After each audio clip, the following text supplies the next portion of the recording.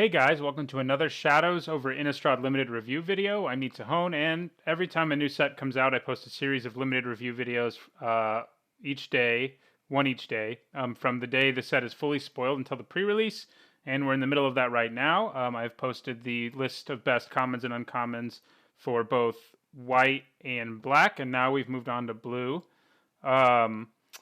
By the way, I'm also doing a Shadows of Innistrad giveaway right now. Learn how to enter by clicking on the annotation that should have just appeared on the video.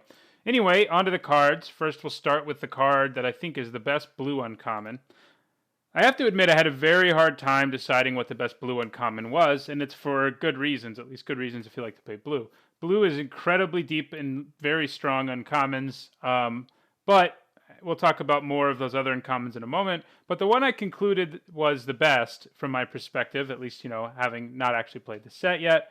I might have a different perspective once I do, is Stitchwing Scob. As a 4-mana 3/1 flyer, that's something we find ourselves playing in a lot of limited formats. There was one in Khans of Tarkir that a lot of people played, for example. I think there was definitely one in Kamigawa block, but that's a long time ago. But 4-mana 3/1 flyer, is at least either close to passing the vanilla test. But if a card adds even more to that, then it's even better. This card is incredibly resilient. He can return from your graveyard to the battlefield for 1 and a blue and discarding 2 cards. And as you've heard me say on other limited review videos for Shadows over Innistrad, discarding cards isn't quite as much of a cost as it normally is. This is because of Madness and Delirium, the two of the mechanics in Shadows over Innistrad. Madness lets you play discarded cards more cheaply. It lets you cast them, though, while you discard it. They don't all actually allow you to do it more cheaply. But it lets you cast a card when you discard it, meaning you don't lose the value of the card as you would otherwise in most other formats. And Delirium wants 4 types of cards in your graveyard, and then it gives cards with Delirium extra effects or improves them one way or another.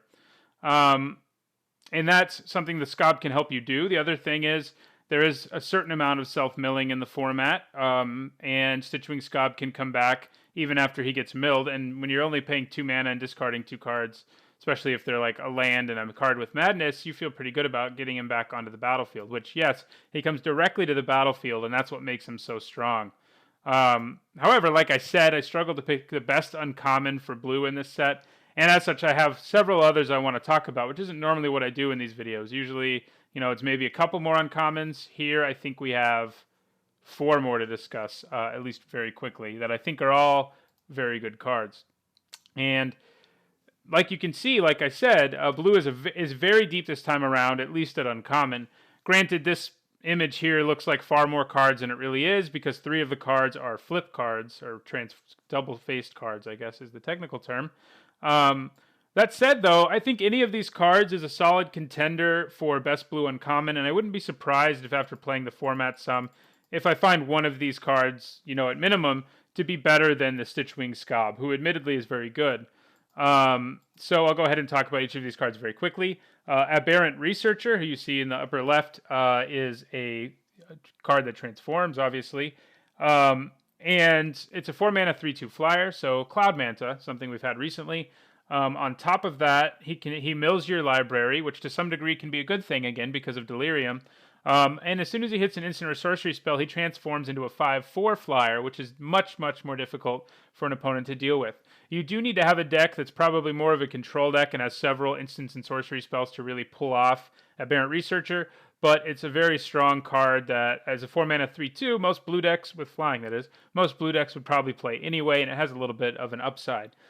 Beneath the Aberrant Researcher, there's Daring Sleuth, a bear, basically, a 2-mana 2/1. But if you have, a decent number of clues in your deck, he can transform, and then he becomes a 3/2 Prowess, who every time he hits the opponent, you get a clue token. So that's also very good. There's also Drew Now Corpse Trawler. This card is definitely going to be at its best in a blue-black deck. This one's probably one of the least likely to supplant the Stitchwing zombie guy, because he has to be in a really specific deck. But if he's in that deck, he's very strong.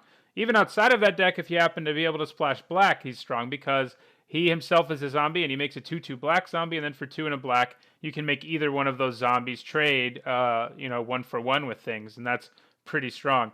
Reckless Scholar is one that I think may have the most chance of supplanting the Stitchwing Scob. He's a 3-mana 2/1, but he's a looter, and he's got a looting ability we haven't seen in a long time on a non-rare card, in that you don't have to pay any mana. You just tap him, and you get to draw a card, then discard a card, and that's pretty great. Again, he can help fuel Delirium, he can help fuel Madness, all of that is great. So the last one of these cards to discuss is Uninvited Geist, who has a name that sounds like Luis Scott Vargas named it, but is a pretty good card, I think. I'm a little less certain about this one, but I think it's worth mentioning because it's a 3-mana 2/2 with an invasive ability. The new ability Skulk, meaning if your opponent has creatures with more than 2 power, then they can't block him. But then once he hits the opponent, he transforms into Unimpeded Trespasser, and that's when things get really scary because that's a 3/3 that's completely unblockable. So the Geist, I feel like probably is the worst of these at this point, I would say. But it may turn out that Skulk ability is far better. Since he's a 2/2, lots of things can't block him. It'd be better if he was a 1/1 though. You don't often say that, but I think it would be a better card if he was. Anyway, those are the uncommons I just wanted to touch on real quickly because I think they're all very high quality uncommons. Blue seems pretty deep in this format. So now we'll move to the commons. And blue really didn't get any junk common. Well, they got junk commons, but there's lots of high quality commons is what I'm trying to say. And the first of those I'm going to discuss is Niblis of Dusk.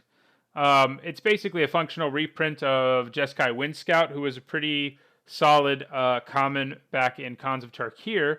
And I think it'll translate to this format as well.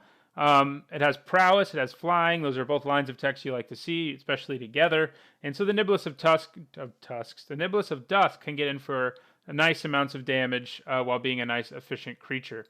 It also has the useful spirit creature type, which is very much relevant because the blue-white archetype does have a number of cards that care about spirits.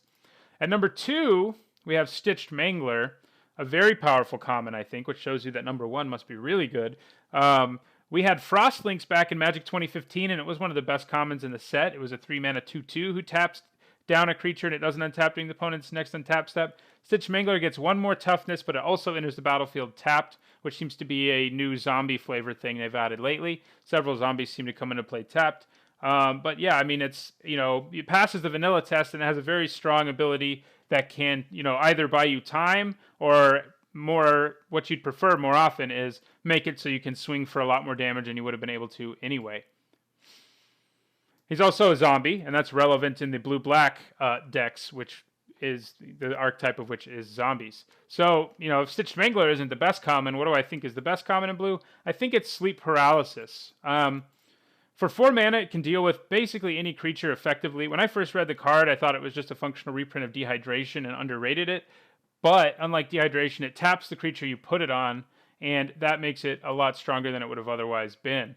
It doesn't stop creatures with powerful activated abilities, it's worth noting, but this is a premium piece of removal, and I think, sadly, if you watched my black video yesterday, I think Sleep Paralysis is actually a better removal spell than anything black got at common or uncommon, and that doesn't happen very often. So it's premium removal that I can see myself first picking on a fairly regular basis. I mean, the pack would not have a good rare or any really good uncommons, but, I could see Sleep Paralysis happening. Now, there's one more card I wanted to talk about, and it is another common, and it is Catalog. I wanted to mention this one because it's been printed several times.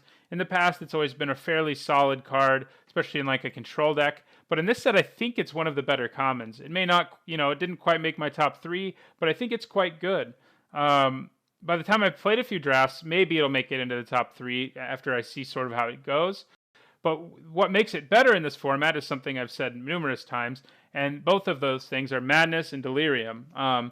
And, Prowess is in the format too. It doesn't hurt with Prowess either, actually. But Madness and Delirium are the things it's best with because you get to draw 2 cards, choose what you discard. If you discard something with Madness, you can pay its Madness cost and play it. And in terms of Delirium, it can set you up to put 2 card types in your graveyard. Land is sometimes going to be the hardest thing to get in your graveyard, and you can discard your Catalog and your land, and you're halfway to Delirium. And I think that makes it a lot better than it usually is. I think it's probably still going to be at its best in more controlling decks, but I do think that it's a much higher quality card than it normally has been in the past. Anyway, that does it for blue.